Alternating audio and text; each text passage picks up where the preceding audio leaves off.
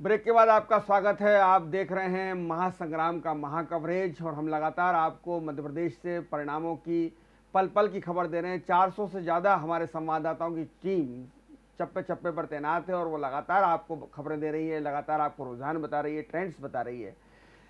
ग्वालियर में ज़रूर कांग्रेस राहत की सांस ले रही है। 23,000 की बढ़त हो गई है शोभा शुक्रवार की। जबलपुर कांग्रेस ने जीत ली है, छिंदवाड़ा कांग्रेस ने जीत ली है, लेकिन भारतीय जनता पार्टी ने सतना, बुरहानपुर, खंडवा ये सीटें जीत ली हैं। सिंगरौली में आपने विजय हासिल की है। और जहां तक सवाल इंदौर का है तो इंदौर में भारतीय जनता पार्टी के प्रत्याशी पुष्पमित्र भार्गव 1,20,000 वोटों से आगे चल रहे हैं। भाजपा के 68 पार्षद आगे चल रहे हैं या चुनाव जीत चुके हैं और कांग्रेस को केवल 18 सीटों पर बढ़त मिली हुई है।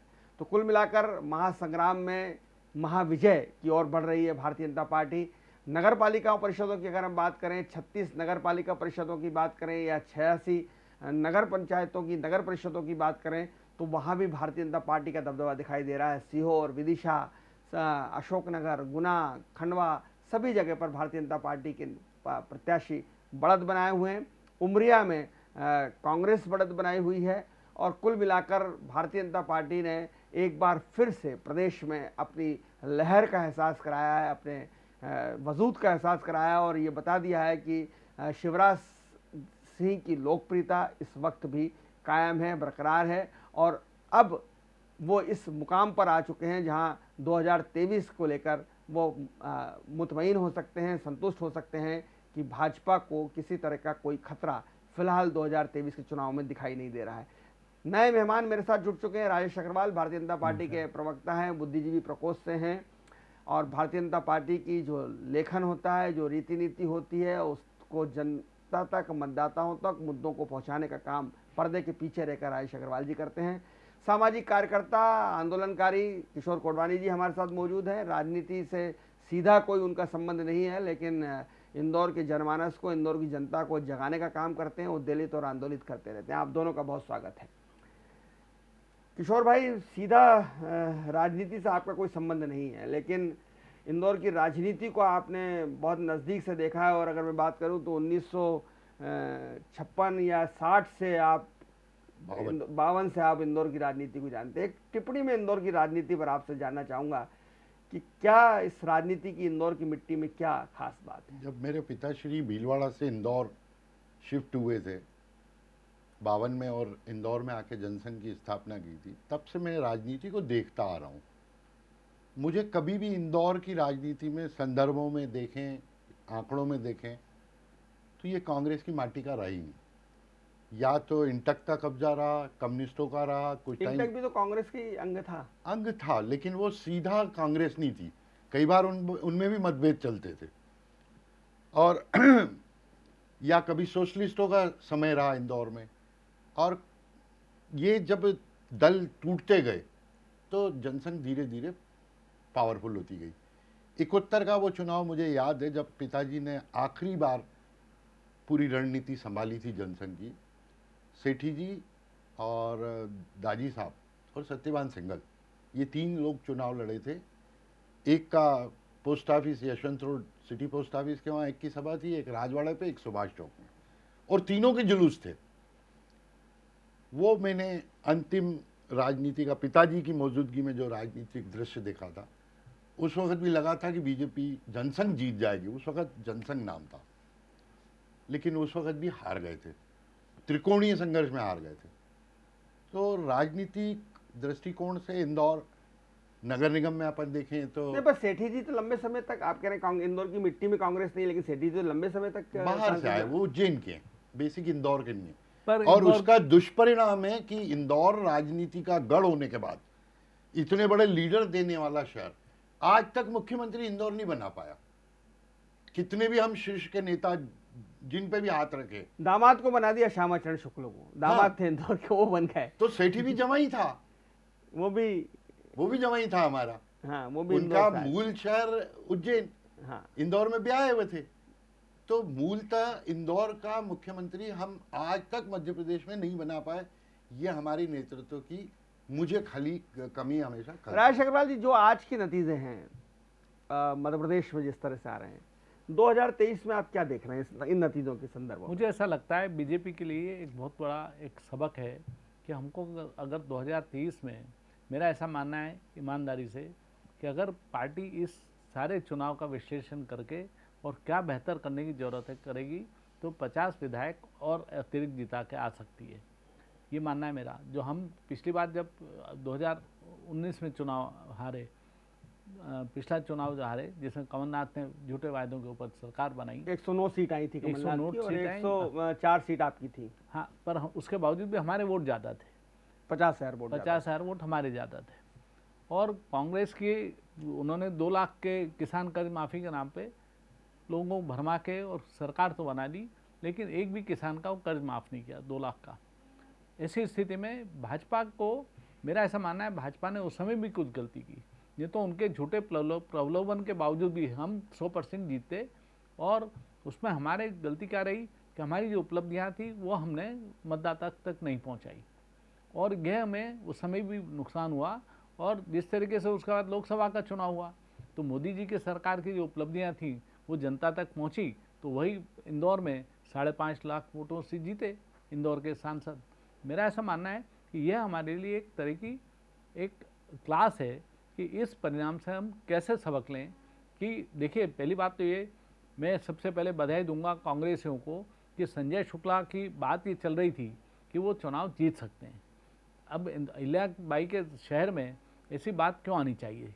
कहीं ना कहीं उन्होंने अपना चुनाव संचालन बेहतर तरीके से किया, इसलिए ये बात आई कि संजय शुक्ला चुनाव जीत सकते हैं। नहीं तो इंदौर जैसे जगह जो माइलिया के संस्कार की राजधानी मानी जाती है, वहाँ अगर संजय शुक्ला जीत सकते हैं, बात आना भी उनकी मैं सफलता मानता हूँ। और इसमें कहीं ना कहीं भाजपा की असफलता मानता हूँ। ये हमको ये गुण दोष पे, देखिए जीत हो गई तो हम सब सुकून से हो सकते हैं, पर अन्यथा इस जीत में भी हमको वो तत्व खोजने चाहिए कि इस जीत में हमारी कहाँ कमियाँ रहीं। और उससे, चूँकि आप तो आंदोलन जीवी हैं, एक नया शब्द आया है आजकल, आंदोलन जीवी, संसद में मोदी जी ने कहा। अब नया महापौर आएगा, उसके सामने चुनौती क्या है? आप नगर निगम के एक्सपर्ट हैं, बहुत सारे मुद्दे आप उठाते रहते हैं। नया महापौर आएगा, उसके सामने बड़ी चुनौती क्या है? मैंने कल भी आमने सामने ये बात रखी थी, और जो बात उन दोनों ने कही, यदि उस पर कायम रहे तो शायद मेरे शहर का भला होगा। एक ज्ञानी है, कानून का विशेषज्ञ, एक जमीनी आदमी है, और मेरे हिसाब से तो दोनों जीते, एक रनर है एक विनर है। हार जीत की सत्ता के दृष्टिकोण से देखो तो आप हार जीत मानो, स्पोर्ट्स के रूप में देखा जाए तो वो रनर और विनर है। यदि ये दोनों मिलकर आगे लगे, मेरे को जो अभी तक इंदौर के विकास में जो भी चीज़ कमी दिखी, 2 चीज़ों की कमी महसूस हुई। एक तो मेरे शहर का कोई भी डाटा बैंक ही करेक्ट नहीं है, न जनसंख्या की गणना बराबर है, न वार्डों की क्षेत्रफल कैसा है, कैसा घनत्व है, ये है न ये कहीं रिकॉर्ड बराबर अपडेट है कि कितना सीवरेज लाइन है, कितना पाइपलाइन पानी की है। एक छोटा सा उदाहरण जब मैंने पिछले चुनाव से 6 महीने पहले खड़ा किया था कि छतरी से लेकर राजवाड़ा तक 113 चेंबर, 250 मीटर की दूरी। अभी कल परसों एक खबर छपी कि 2.5 लाख चेंबर बता रहे, 30 मीटर पे एक चेंबर होता है। 1700 किलोमीटर सड़कें बता रहे हैं, तो 1754 होते, तो 2.5 लाख चेंबर कहाँ से हुए? कोई भी सरपेर हमारे पास नहीं है, चाहे पानी प्रबंधन हो, चाहे सीवरेज हो, ट्रैफिक हो, जनसंख्या का घनत्व हो, बगीचों का रिकॉर्ड हो। ये जो कमी है, इसको चूँकि पुष्पमित्र जी मेरे अभी तक तो आमने सामने मेरा उनसे लड़ाई हुई है, क्योंकि वो शासन के अधिवक्ता थे, और उनको ये ज्ञान है कि इससे सीधा सीधा उलझना गलत है। तो मैं समझता हूँ कि वो शायद इन बिंदुओं को ध्यान देंगे। और दूसरा जो सबसे बड़ा कारण मैंने देखा कि जब आक्ट्रा बंद हुआ, तब 48 रुपये प्रति व्यक्ति आक्ट्रा हमारी कलेक्शन थी, और 42 रुपये सोने का भाव था पर। एक बड़ी ब्रेकिंग दमोह से आ रही है, जहाँ पे जयंत मलैया के बेटे सिद्धार्थ मलैया ने अपनी टीम लगाकर चुनाव लड़ा था। प्रहलाद पटेल के प्रभाव क्षेत्र है, राहुल लोधी का प्रभाव क्षेत्र है, और जयंत मलैया वहाँ विद्यासागर जी महाराज की शरण में चले गए, तो उन्होंने कोई हिस्सा इस बार के चुनाव में नहीं लिया। जयंत मलैया के बेटे सिद्धार्थ मलैया ने टीम सिद्धार्थ मलैया बनाकर चुनाव लड़ा था। वहां की खबर यह है कि 17 सीटों पर कांग्रेस आगे है, 14 सीटों पर भारतीय जनता पार्टी आगे है और 9 सीटों पर अन्य आगे हैं। यानी शायद जयंत मलैया के समर्थक हो सकते हैं, सिद्धार्थ मलैया के समर्थक हो सकते हैं। तो जयंत मलैया के नाराज होने से या सिद्धार्थ मलैया के नाराज होने का असर ये हुआ कि दमोह जो भारतीय जनता पार्टी का गढ़ था वो कांग्रेस के पास जाता हुआ दिखाई दे रहा है। 17 सीटें कांग्रेस को मिल रही हैं 39 में से, 14 बीजेपी के पास है और 9 सीटें जो हैं वो जयंत मलैया के समर्थकों को जाती हुई दिखाई दे रही। जयंत मलैया के समर्थकों को टीम जरूर सीटें जरूर कम आई हैं, लेकिन उन्होंने बीजेपी की संभावनाओं में पलीता लगा दिया। किशोर, जब आप अपनी बात कंप्लीट करें। जब नगर निगम की जो जड़ रहती थी वो था ऑक्ट्राय, और तब नगर निगम के 2 दायित्व थे, सफाई और सड़क।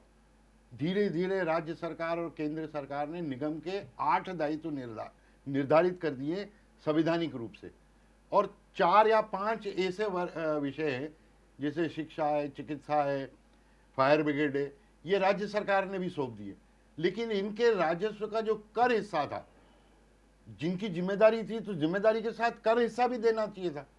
कर हिस्सा जो हमें नहीं मिल रहा है, और उसका जो मैंने आकलन किया कि जब ऑक्ट्राय 3.25 करोड़ हमारे इंदौर से कलेक्ट होती थी और 7 लाख की जनसंख्या थी, तो 48 रुपये प्रति व्यक्ति का ऑक्ट्राय हम कलेक्ट करते थे, और उस वक्त 43 रुपये सोने का पर ग्राम भाव था।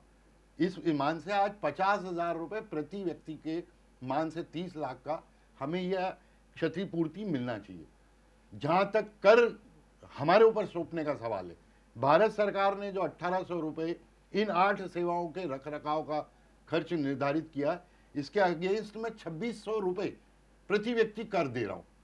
तो जो नगर निगम का ढांचा है, जो खर्च है, उसमें हमें उस गाइडलाइन का मद्देनजर रखते हुए इसको फिर से स्क्रूनिंग करना पड़ेगा, अपव्यय रोकना पड़ेंगे, वेतन जो खर्चा है बेमतलब के जो स्टाफ भर्ती है उसमें कटौता करना पड़ेगा, और केंद्र राज्य से अपने हक का पैसा लड़ने के लिए हमें हमेशा तैयार रहना चाहिए। राजेश अग्रवाल जी, ये सुझाव जो हैं, आप भी चूंकि बुद्धिजीवी प्रकोष्ठ से हैं, इसमें नए महापौर की एक बार फिर चुनौती की अगर बात करूं, क्या प्रोफेशनल व्यक्ति के आने से, प्रोफेशनल व्यक्ति वो विशुद्ध पॉलिटिशियन तो नहीं है, ठीक है, आप लोग कहते रहे कि वो विद्यार्थी परिषद से आए, संघ बैकग्राउंड है उनका, पूर्णकालिक थे वो, असम में भी रहे, वो एक युवा मोर्चा में भी राष्ट्रीय कार्यकारिणी में रहे, वो एक अलग बात है।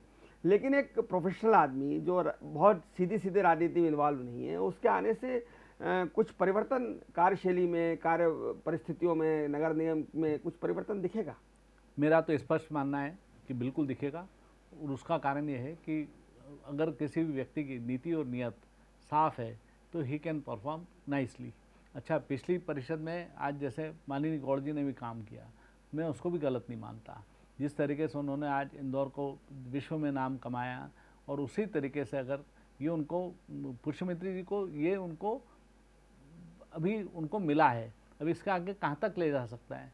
मेरा ऐसा मानना है पुष्यमित्री जी इसको बहुत आगे तक ले जा सकते हैं, क्योंकि उनकी नीति और नियत वो नॉन पॉलिटिकल टाइप के व्यक्ति हैं, इसलिए उनके उसमें और कोई वायरस नहीं है। तो ऐसा मेरा मानना है कि पुष्यमित्री जी नहीं, वायरस नहीं, लेकिन राजनीति वायरस की खान है, वो देर नहीं लगती, काली कोठरी काजल की।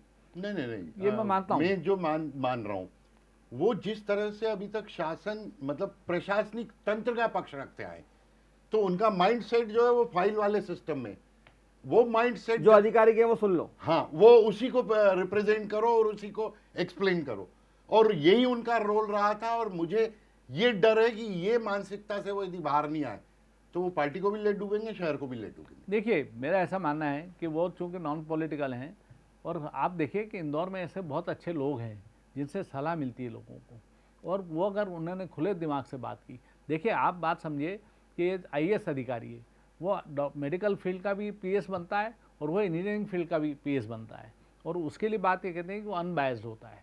और एक CEO का काम ये है कि उसको उसमें खुद ज्ञान हो ना हो, लेकिन किन से ज्ञान लेना है ये उसकी समझ होनी चाहिए। मैं समझता हूँ ये पुष्यमित्री जी इसमें बहुत सफल रहेंगे। एक मैं उदाहरण दे रहा हूँ, 2 चीज़ें बहुत ज़्यादा इंदौर में बोली जाती है। एक कैंडिडेट ने कोरोना को बहुत उछाला, और दूसरे ने इंदौर के सफाई को। सफाई में मनीष सिंह को माना जाता है।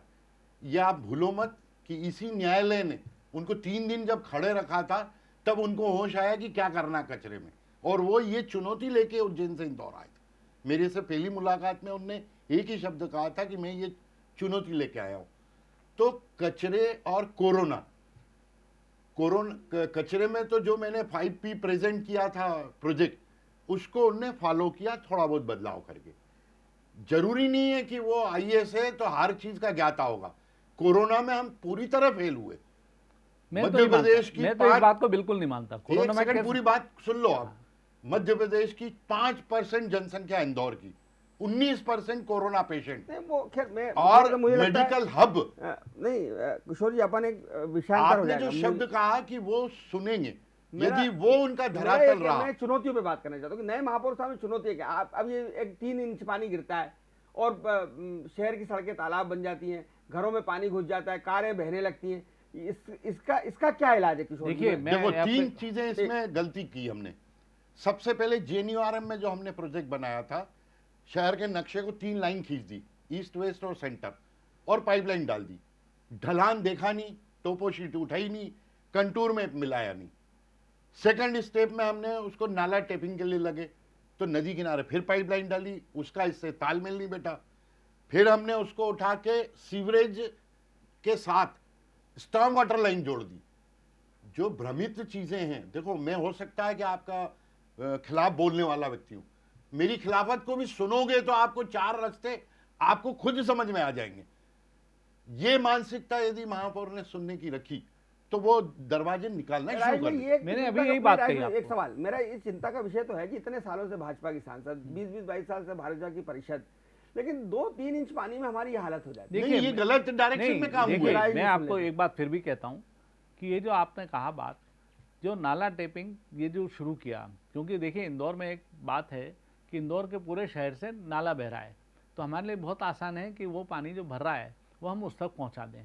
उसमें हम जरूर, मेरा ये कहना है कि जो आपने जैसे किशोर जी ने कहा कि हम बहुत आसान है कि अभी आप इस ऑफिस के बाहर ही अब देखें, अग्रवाल पब्लिक स्कूल के बाहर पानी भरता है, और अगर हम देखें तो बहुत पास पास नाले हैं, तो हमको इतना काम करना बहुत मुश्किल काम नहीं है। क्यों नहीं कर पाई ना? आपकी परिषद नहीं कर पाई, 4 महापौर आपके निकल गए। नहीं, देखिए उसमें क्या है प्रतीक जी, एक बात होती है बसे हुए शहर में काम करना, जैसे आपने पानी की बात कही, बसे हुए शहर में काम करना थोड़ा चुनौतीपूर्ण होता है। नहीं अग्रवाल जी, एक let सेकंड me पहले complete. सुन लो, फिर मेरी बात BRTS आप खुद रो रहे हो गलत है, इंदौर के हर पॉलिटिशियन ने कहा गलत है, हर अधिकारी ने कहा गलत है।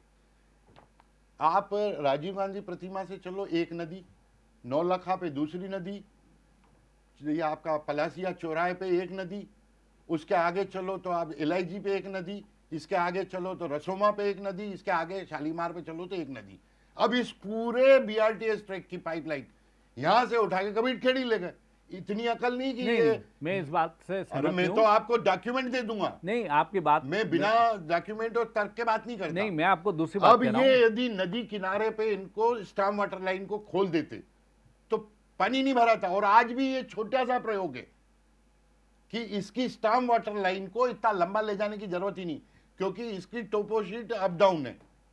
और ये आपके बीजेपी कार्यालय के सामने जो, पर राजेश भाई, जो एक मिनट राजेश भाई, ये असफलता भाजपा की नहीं, भाजपा सफलता की बात करके हम नंबर 1 आ गए, नंबर, ये पानी भर रहा है, ये सफलता नहीं, भाजपा मैं की मानता नहीं है। हूं कि असफलता है वो, और उसमें और बेहतर काम करने की गुंजाइश है, और इसलिए मैं मानता हूं कि पुष्पमित्र के सामने एक अवसर है कि 5 साल में इस इंदौर को 0 डिफेक्ट बना सकते हैं।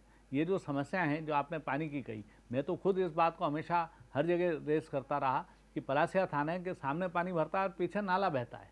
और जो आप कह रहे हैं कबीर खेड़ी का, तो मेरा ऐसा मानना है कबीर खेड़ी नहीं, ये तो ओपन नाले जा रहे हैं। राजेश भाई, नगर निगम की आर्थिक स्थिति, आप तो चूंकि ठेकेदारी भी करते हैं, आपको तो ठेकेदारी का भी अनुभव है, ब्रिज बनाते हैं आप, लेकिन नगर निगम में काम करने वाले ठेकेदार रोते रहते हैं कि उनके पेमेंट ही नहीं होता, उनको सालों से पेमेंट नहीं हुआ। वो जो सफाई का काम कर रहे हैं, स्वच्छता अभियान में लगे हुए हैं, सिर्फ उनका पेमेंट होता है, बाकी लोगों का पेमेंट नहीं होता। तो क्या नगर निगम की आर्थिक स्थिति सुधारने की जरूरत नहीं है? बिल्कुल है। मैं आपको एक और बात कहता हूँ, इंदौर के लिए 1000 करोड़ का कोई फंड बनाना कोई बहुत बड़ी बात नहीं है। 1000 करोड़ का फंड अगर हम बनाते हैं, इसका मतलब होता है मात्र 100 करोड़ की पर ईयर की रीपेमेंट, और ये बहुत आसान है। और मैं पुष्यमित्री जी को ये बात हमेशा कहता रहा हूँ, और अभी फिर ये अवसर मिलेगा कि उन सब बातों को लागू करके ये परिणाम देंगे कि हम। अच्छा, दूसरी बात है, एक आप बात देखिए, अजीब सी बात है, इंदौर में आईडीए बहुत रईस हो रहा है और उसका कोई भी पैसा खर्च करना हो शहर में तो गैर योजना मद में आ जाता है, जबकि 73rd and 74th constitutional amendment में टाउन डेवलपमेंट स्कीम का अधिकार नगर निगम की जिम्मेदारी है। अब वो टाउन डेवलपमेंट स्कीम कर रही है आईडीए। मेरा ऐसा कहना है पुष्यमित्री जी को ये भी देखना चाहिए कि वो इस बात को लेके चलें कि वो सरकार से बात करें कि जो आईडीए में ढेर सारा पैसा है वो नगर निगम को मिले, क्योंकि ये 73वें संशोधन में टाउन डेवलपमेंट स्कीम का रोल जिम्मेदारी नगर निगम के पास है। वो अलग बात है कि सरकार ने उसको मर्ज नहीं किया है, आईडीए को उसमें मर्ज नहीं किया है, मर्ज न करें, लेकिन उसका पैसा नगर निगमों को मिले तो मैं समझता हूँ यह सारी समस्याएं खत्म हो सकती हैं। भारतीय जनता पार्टी ने जश्न मनाना शुरू कर दिया है। भोपाल भारतीय जनता पार्टी कार्यालय में सारे बड़े नेता, मंत्री, विधायक वहां पर पहुंच रहे हैं। मालती राय जो 55,000 वोटों से आगे चल रही है, वो भी भारतीय जनता पार्टी के कार्यालय पहुंच रही है। थोड़ी देर बाद मुख्यमंत्री शिवराज सिंह चौहान भी भोपाल स्थित भारतीय जनता पार्टी के कार्यालय में जाएंगे। जश्न मनाया जा रहा है, खुशियां मनाई जा रही हैं, लेकिन इस जश्न में, इस खुशियां में कहीं ना कहीं छिंदवाड़ा का दर्द है, कहीं ना कहीं ग्वालियर और जबलपुर का दर्द है। किशोर कोटवानी जी, ठेकेदारों की समस्या का मैं जिक्र कर रहा था कि आर्थिक स्थिति ठीक नहीं है नगर निगम की।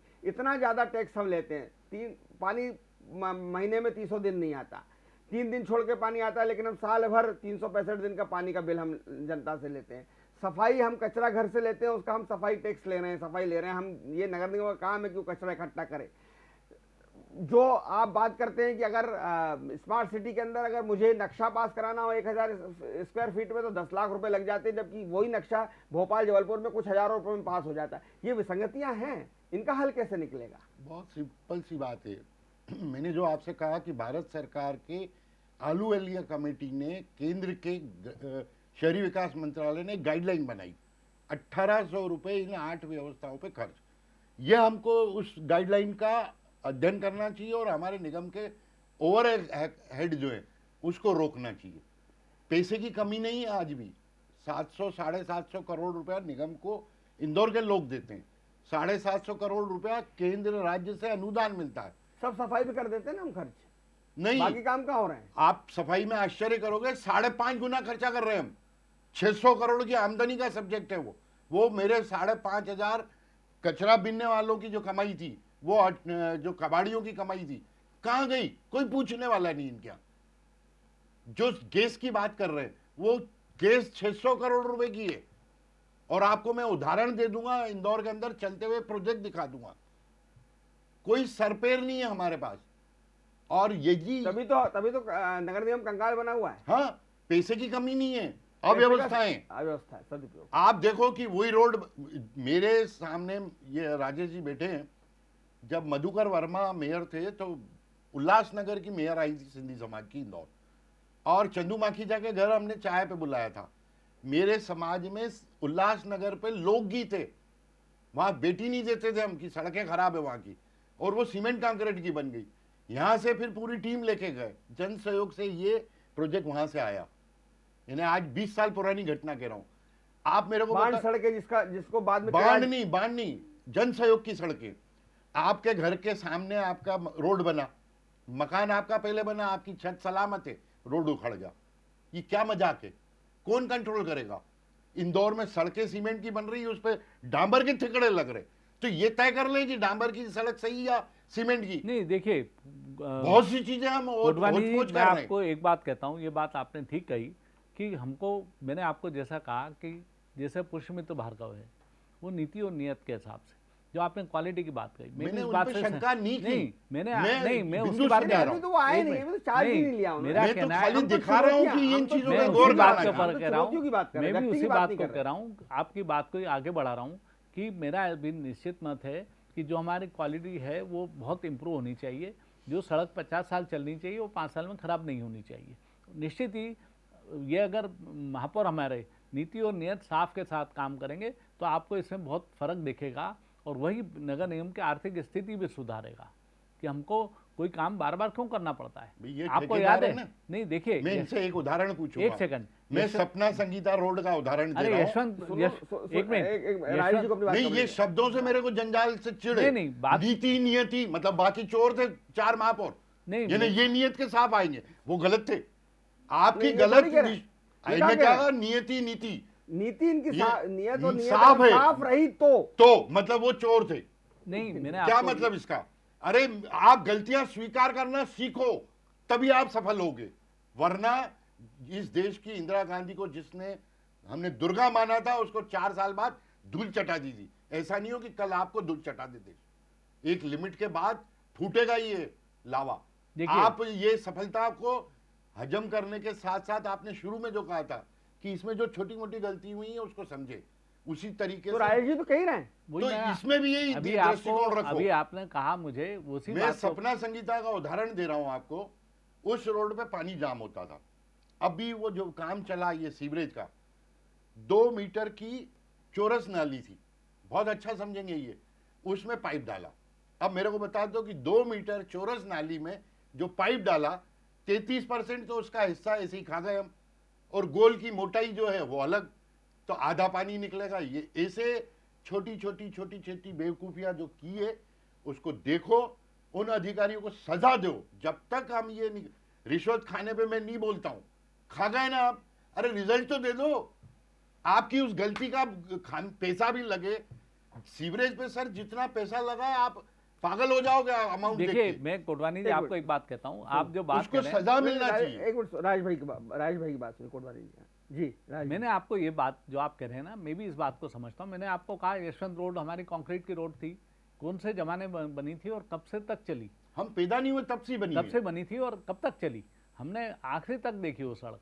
तो मेरा यही मानना है कि क्वालिटी के ऊपर बहुत काम करने की गुंजाइश है और हम अभी उस बात के ऊपर फोकस करेंगे। अच्छा, एक समस्या पे बात राजेश भाई मैं आपसे करना चाहता हूँ।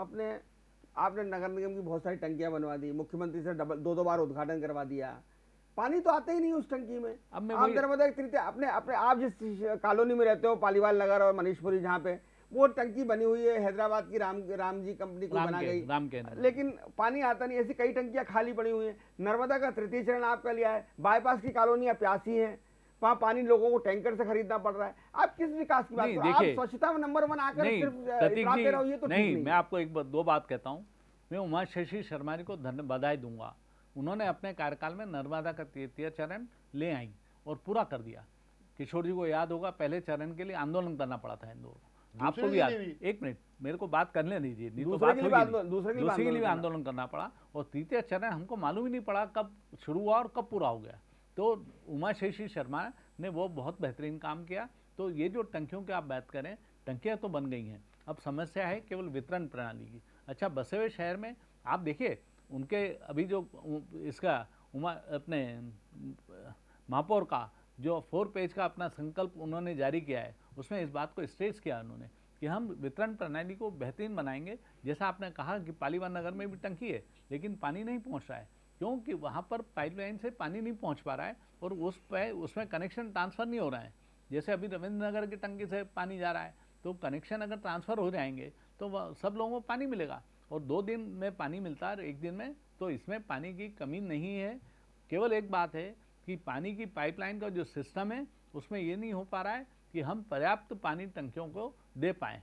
जब जिस दिन ही हो जाएगा, आप समझ लीजिएगा कि रोज़ पानी मिलेगा, पर 2 दिन में मिल रहा है तब भी पर्याप्त मिल रहा है। देखिए एक मिनट प्रतीक जी, 2 दिन में मिल रहा है तो उस घर के लिए फिर भी पर्याप्त है, अन्यथा वो एक दिन के लिए एक दिन में पानी कहाँ से लाता है? मैं किशोर जी, इसका क्या समाधान हो सकता है?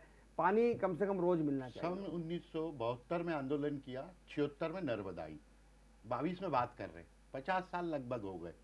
और कितना मूर्ख बनाओगे कि ये सिस्टम बाकी, शहर के अंदर काम नहीं हो सकता, तो फिर काय को प्रोजेक्ट बना है, काय को शहर को फैलाने दिया? 108 टंकी, 3 MLD की, 300 MLD की टंकियां, 600 MLD की पानी हमारी प्रबंधन रोज भरा सकती है सारी टंकियां, फिर क्यों नहीं भरा रही है? और कितना हमको जगलरी बताओ। लीकेज है ना जगह जगह पे। अरे लीकेज नहीं है, सरासर बेईमानी का सिस्टम बना हुआ है, वो तोड़ने की हिम्मत नहीं किसी में। नहीं, मैं इस बात से मैं आपसे एक सेकंड पहले सुन लो, मैं आपसे ज्यादा अध्ययन करता हूं, वो मुझे मैं राजनीति अध्ययन नहीं करता हूं, इन्हीं चीजों का अध्ययन करता हूं। इंदौर का यशवंत क्लब वाला रोड, 2 टंकियां हैं सर, उस वार्ड की जनसंख्या निकाल लेना, और पानी 2 टंकियों की 6 MLD और डायरेक्ट सप्लाई अलग, इसका पानी का कैलकुलेशन कर लेना, कहां जा रहा है पानी और उसके बिल कितने आ रहे हैं ये कैलकुलेट कर लेना। आपको पूरा पानी सिस्टम समझ में आएगा कि अधिकारी कैसे मूर्ख बनाते हैं। देखिए, मैं टैंकर उसके चलाना लिए चाहते आपके साथ बैठ के उसका अध्ययन तो कर ही लूंगा, क्योंकि आपके ज्ञान का उपयोग करेंगे हम उसको, उसमें कोई दो मत नहीं है, क्योंकि जहाँ से जो सीखने को मिले वो सीखना ही चाहिए। नहीं, ये वो तो फिर निश्चित ही नए महापौर के भी काम आएगी। एक आखिरी सर प्रतीक जी, एक निवेदन है मेरा इनसे, इन सब चीज़ों को छोड़कर, जो पिछले 6 महीने से मैं अध्ययन में मेरे आई ये बात, जो भी टाउनशिप इंदौर में बनी है, जो भी कॉलोनियां नई बन रही है, उनमें ₹1.25 फुट प्रति माह वो कॉलोनाइजर और डेवलपर वसूली कर रहे हैं, काय की इसके रख रखाव की। अरे 1800 रुपए मैं जब नगर निगम को दे रहा हूं, ये 18,000 रुपए मेरे से वसूल कर रहे हैं। आपकी तरफ से ये इनके ऊपर क्यों नहीं प्रतिबंध लगना चाहिए? किस बात का पैसा ले रहे हैं? नहीं, प्लाट बना दिया, सड़क बना दी, लाइन डाल दी, खंबे लगा दिए, तो फिर ₹1.25 किस बात का? और मकान तो बनाया नहीं अभी हमने। नहीं, अरे ₹1.25 वो स्क्वायर फुट ₹1.25 ले रहे हैं, मेरी जानकारी में नहीं है बात। मैं आपको डॉक्यूमेंट दे दूंगा। हाँ, मैं आपसे बैठ और के ये समझ लूंगा। बिल्कुल रोकना चाहिए हमें, जो ये एक काम अच्छा मुद्दा है राजेश जी, ये मुद्दा जनप्रतिनिधियों को उठाना चाहिए। और नहीं, आपको चूंकि 1800 रुपए में हम 8 सेवाएं दें और वो बैठे ठाले मेंटेनेंस के नाम पे ₹1.25 फुट, मतलब 18,000 रुपया पर ईयर, यानी कितना डाका? अच्छा, उसमें वो दे क्या रहे हैं उसमें सुविधा? कुछ नहीं, वो तो डेवलपमेंट में सड़क बना दी, सब ले लिया पैसा, नहीं, वो हम केवल आपकी- रख रखा होगा। देखिए, रख रखाव जैसे आज मल्टी स्टोरी है, उसमें मेंटेनेंस लगता है। नहीं नहीं नहीं, वो नहीं यार, मैं यार आप यही आपकी आदत है कि जो सरकार कहती है वो आप भाषा आप बोलते हो। आप जनप्रतिनिधि का रोल अदा करो। क्या आदमी को तकलीफ है, क्यों है? जिस दिन उस नजरिए पे जाओगे, अधिकारियों की भाषा बोल बोल के ये 20 साल 25 नहीं, साल मैंने आपको आपसे बिगाड़ पहले ही कहा कि जो विषय आप कह रहे हैं मैं उसके लिए आपसे अलग बैठ के मैं जब समझूंगा। चलिए, शिवराज हाँ। सिंह जी, ब्रेकिंग, शिवराज सिंह जी भारतीय जनता पार्टी के कार्यालय में पहुंच गए हैं। मालती राय भी वहां पहुंच गई हैं, जो भोपाल नगर निगम की महापौर प्रत्याशी थी। हालांकि अभी अधिकृत रूप से जीती नहीं, लेकिन 55-56 हजार वोटों से वो आगे चल रही। नरोत्तम मिश्रा, ओम प्रकाश सकलेचा भारतीय जनता पार्टी कार्यालय में मौजूद है। अभी हमें एक ब्रेक लेना पड़ेगा, ब्रेक के बाद हम हाजिर होंगे। भोपाल आपको सीधे लिए चलेंगे, जहाँ मुख्यमंत्री जी संबोधित कर रहे हैं। बहुत धन्यवाद कोटवानी जी आपका, बहुत धन्यवाद राजेश अग्रवाल जी आपका। धन्यवाद।